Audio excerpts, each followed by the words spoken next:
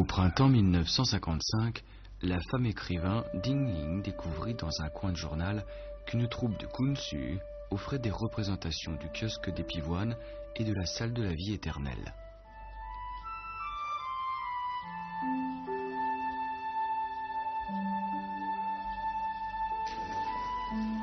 À cette époque-là, le Kunsu était déjà un opéra sur le point de s'éteindre. Pour Ding Ling, c'était comme un rêve que d'admirer deux pièces originales d'un opéra antique au bord du lac de l'Ouest de Rangzhou.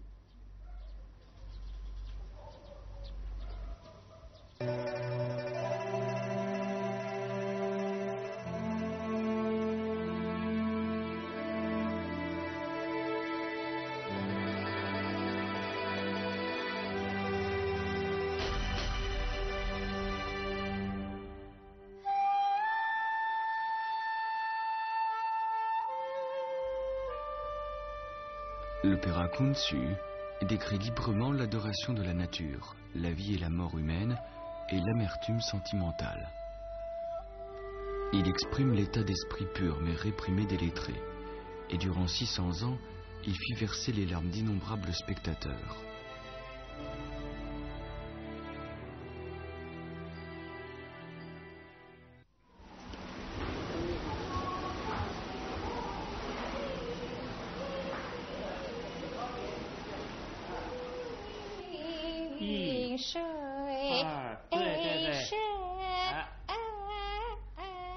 Le Kunsu est une forme d'opéra née sous la dynastie des Ming, 1368-1644. Toute forme théâtrale a sa propre origine et évolution. C'est aussi le cas du Kunsu.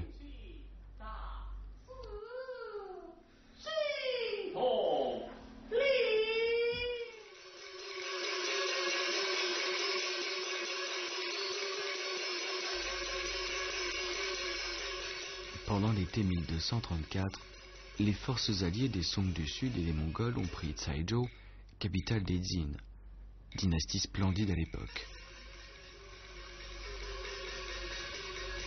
Cet événement historique de grande importance a eu une influence imprévue sur la naissance du Kunsu.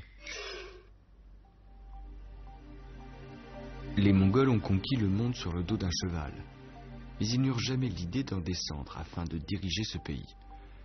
Pendant les 100 ans que dura leur domination en Chine, ils ne sélectionnèrent qu'un millier de lettrés dans le gouvernement. Les lettrés qui n'avaient pas reçu la confiance du dirigeant recoururent au théâtre pour s'exprimer et trouver une place dans la société.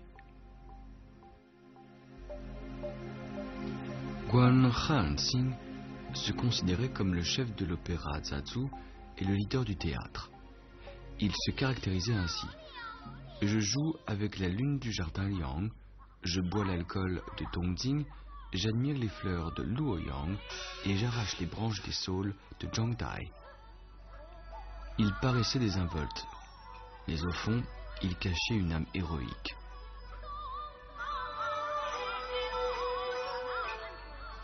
Comme il s'avérait assez peu utile sur le plan politique et administratif, un grand nombre de lettrés s'adonnaient à la composition de paroles de chants.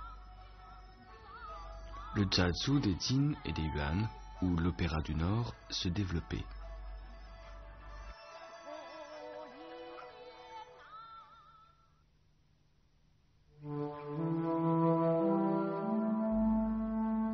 À cette époque, dans le Sud, les dignitaires, les riches commerçants et les lettrés désorientés se rassemblaient à Lin'an, capitale de la cour impériale des Song du Sud. Cette dynastie faible vivait dans l'ombre de la puissante armée mongole. Les gens de Lin'an étaient à la recherche de divertissement.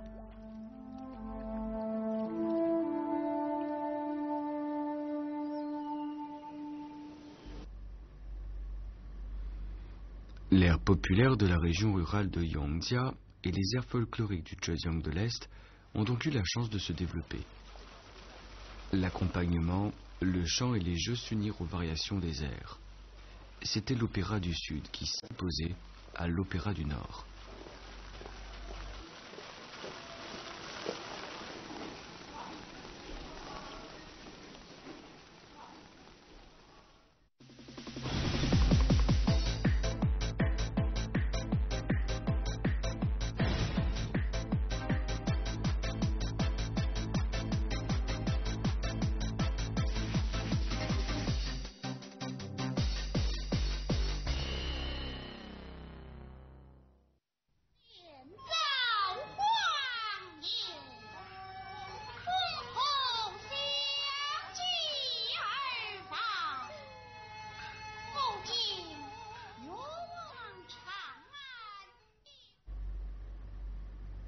Le Kunsu était l'une des 4 écoles qui composaient l'Opéra du Sud.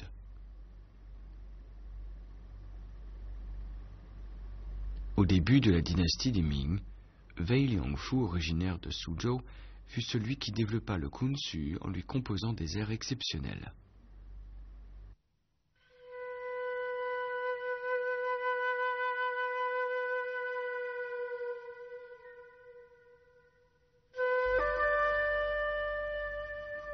Dans sa jeunesse, Wei apprit l'opéra du Nord, mais il n'eut que peu de succès. Il se concentra ensuite sur l'opéra du Sud. Un jour, Wei entendit un air de l'opéra du Nord exécuté par un jeune homme avec un instrument à cordes, d'une force très émouvante.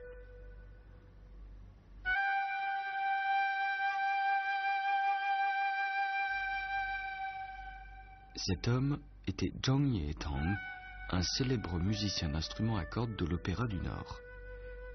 Il avait commis un crime et avait été exilé à Taicang, près de Suzhou. Wei fut profondément attiré par le chant de ce jeune homme.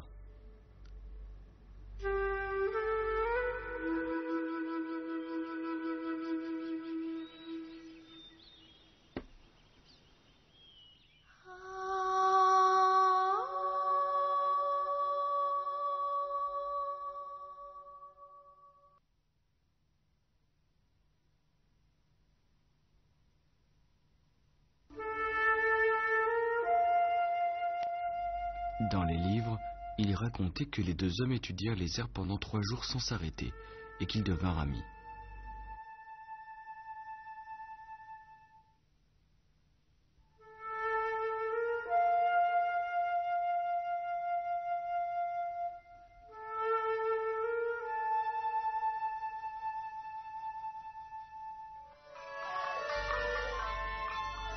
Ils étudièrent l'adaptation de l'instrument à cordes, de la flûte, du tambour et des claquettes au son du dialecte des Hu dans les airs de l'opéra du Sud.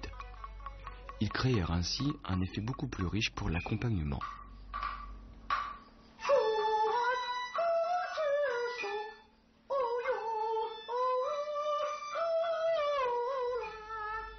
Pendant 10 ans, Wei étudia la musique afin de composer des airs différents. Les airs qu'il composa, étant plus délicats et doux, on lui attribua le nom de l'air du moulin à eau.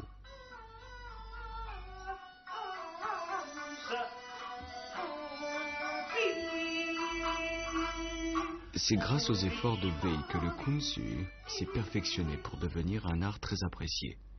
Il est donc considéré comme le fondateur du Kunsu.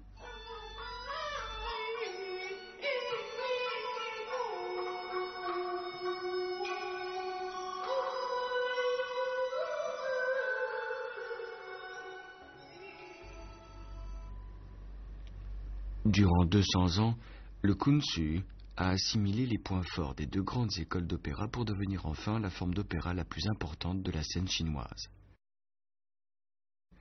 Il a aussi créé une esthétique originale.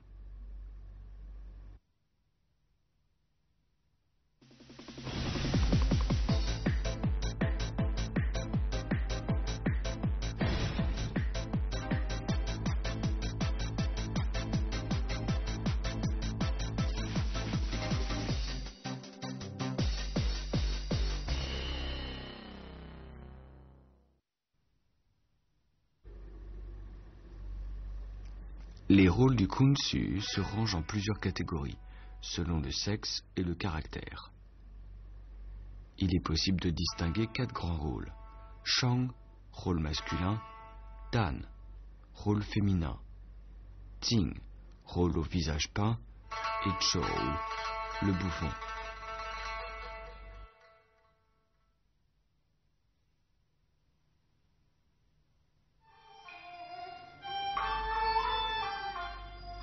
Ces catégories de rôles représentent divers personnages, avec des jeux conventionnels combinant le chant et la danse, le fictif et le réel pour aboutir à un jeu courant et fluide.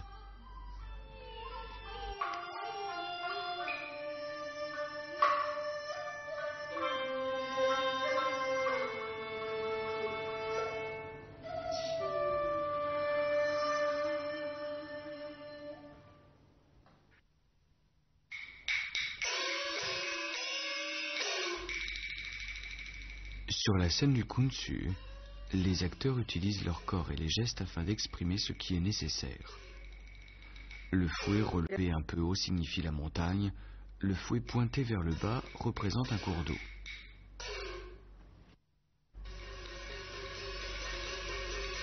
Si l'acteur exécute un tour de la scène avec le fouet, cela signifie qu'il parcourt une longue distance sur son cheval.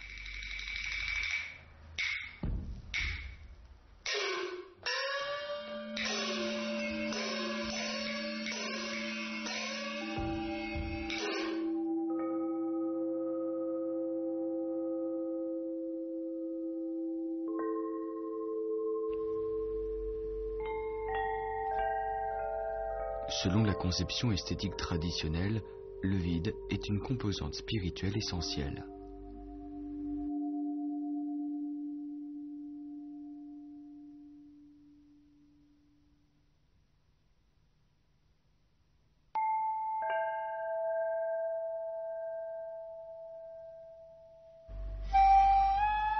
À travers des décors, il est difficile de représenter un champ de bataille, un paysage enneigé, un morceau de mur ou une forêt profonde de bambou. Mais la danse ou la gestuelle d'un acteur permet de les indiquer. Le symbolisme conduit le public à la réalité scénique.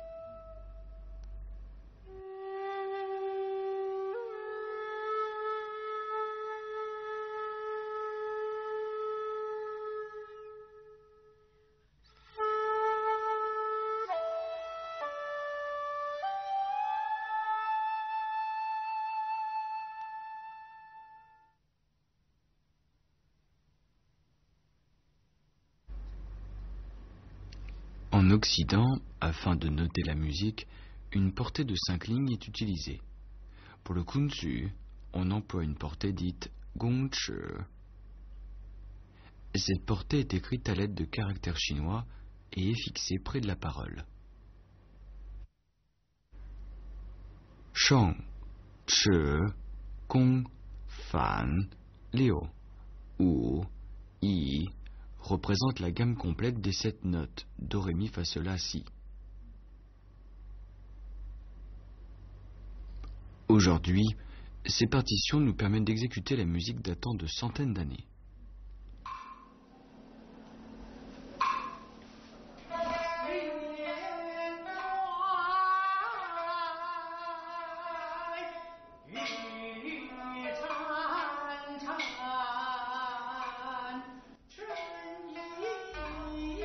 Chaque pièce du Kunstü est composée de 40 à 50 actes. 2 ou 3 jours sont nécessaires pour exécuter une pièce. Parce que le répertoire du Kunstü ressemble à une longue promenade, il peut être détruit et reconstruit. Ainsi, chaque acte, chaque épisode même, peut être présenté de manière indépendante.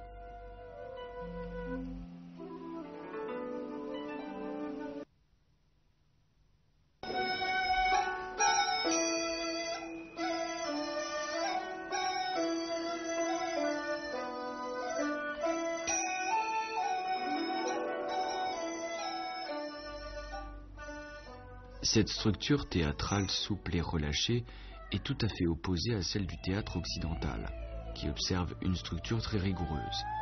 C'est la démonstration d'un état d'esprit oriental dont la conception esthétique est très large.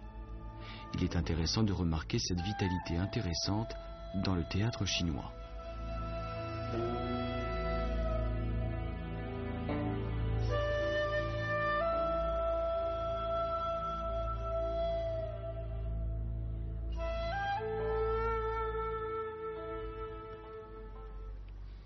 À la suite d'une évolution et d'un perfectionnement incessant, l'opéra Kunstü est parvenu à son apogée au milieu de la dynastie des Ming.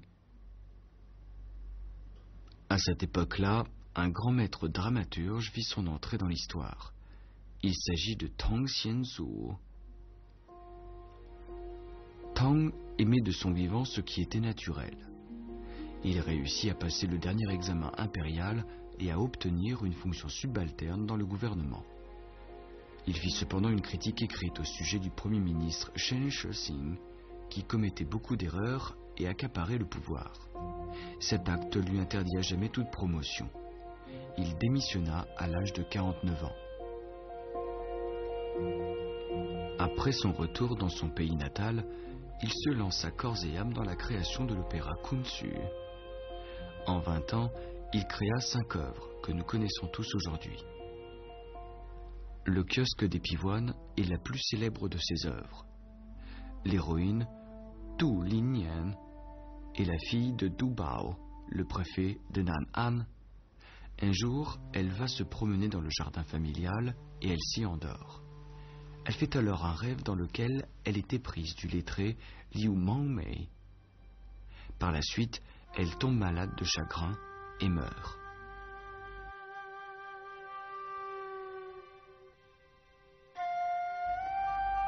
Trois ans plus tard, pendant son voyage vers la capitale, Liu Mangmei descend dans le temple des fleurs de prune. Il découvre l'autoportrait de Du Liniang. Il y reconnaît son âme sœur et s'éprend de cette jeune personne belle et amoureuse.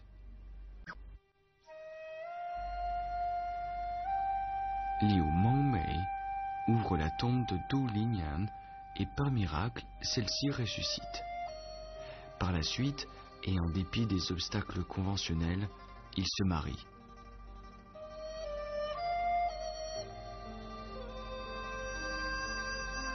Dans la dédicace du kiosque des pivoines, Tang Xiansu commente ainsi son histoire. Qui sait comment la passion est née et combien elle est profonde? Avec la passion, la vie amène la mort et la mort, la vie.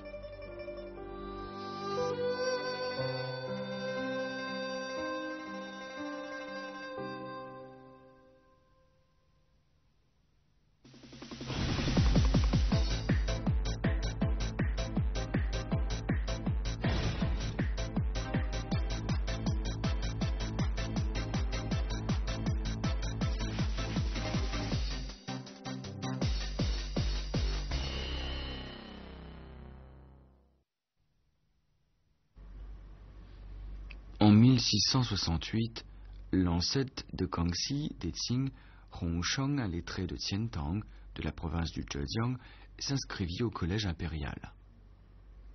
Hongsheng, bien qu'arrogant et dédaigneux, était un homme de talent. Mais il n'avait obtenu aucune fonction officielle. Il se tourna donc vers la création théâtrale. La salle de la vie éternelle est une pièce à thème historique, racontant l'amour entre l'empereur Li Longzi des Tang et la concubine Yang. Ce n'est qu'après leur séparation tragique qu'ils se rendirent en fin de compte de l'hypocrisie de ce monde et de la pureté de leur amour.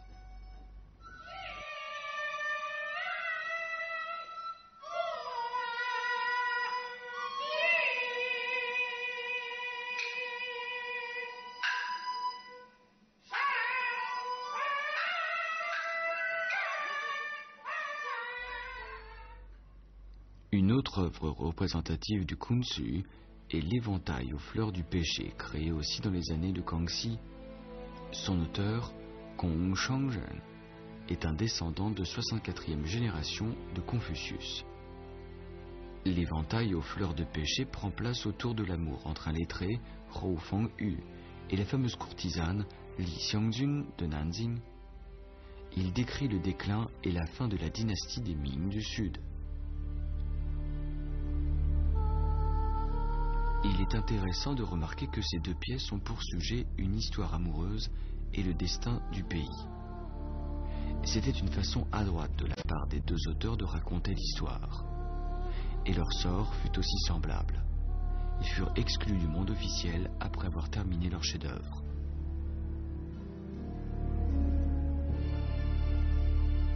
Dans l'année qui suivit la publication de leurs œuvres, l'un fut exclu du collège impérial et l'autre fut destitué.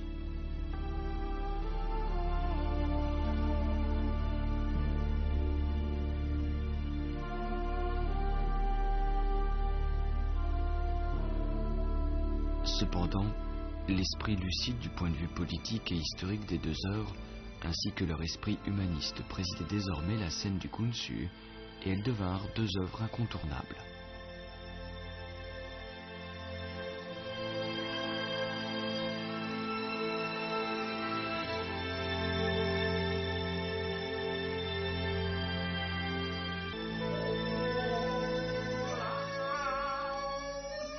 La prospérité du Kunsu provenait de la préférence et des efforts des intellectuels. Mais cette forme artistique adorée par l'élite avait de la peine à résister à l'érosion du courant commercial.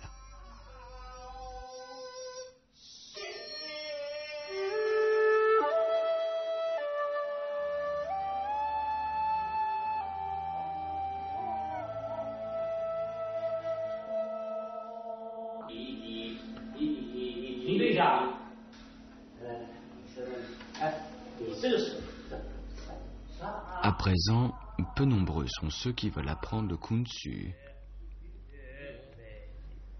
La solitude du Kunsu est incompatible avec l'animation de la vie effective.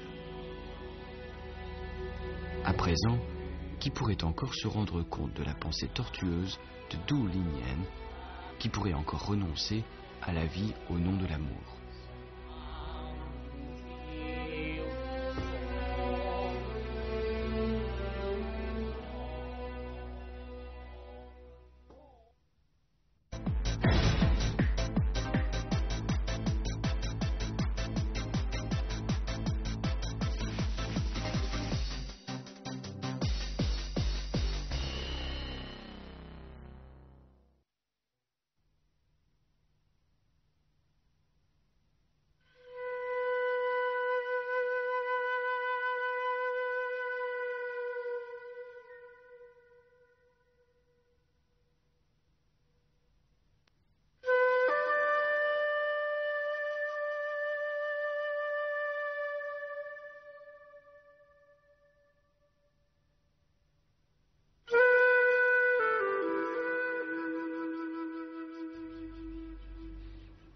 Nous revenons au kiosque des pivoines pour se remémorer l'amour fatal de cette œuvre représentative du Kunsu.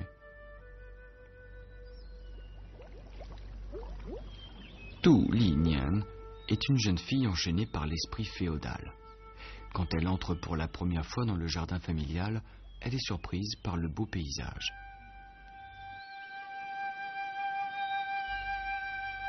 Elle éprouve une tristesse sans précédent dans cette ambiance printanière.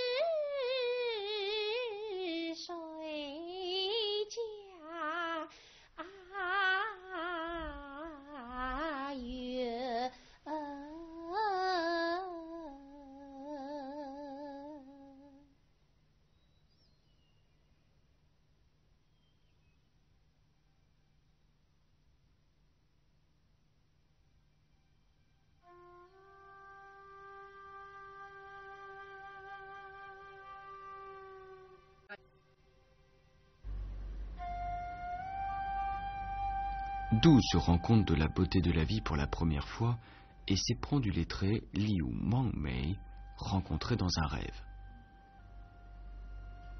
Cependant, cette demoiselle qui n'était encore jamais entrée dans le jardin familial, comment pourrait-elle rencontrer son amoureux?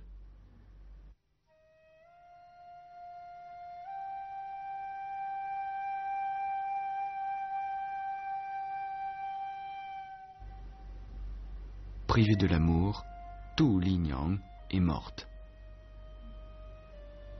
Elle se sépare ainsi de celui qui l'aime dans le monde onirique.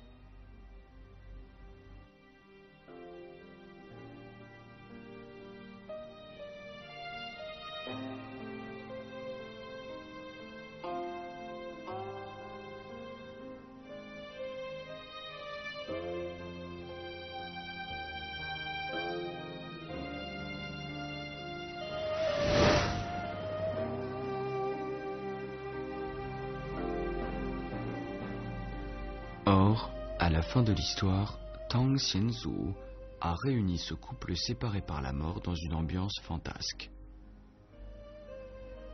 Qui est capable de nous expliquer ce que signifie l'amour, un amour si profond? Puisque le couple n'est pas en mesure de se rencontrer dans la vie réelle, on va les laisser se réunir dans le rêve.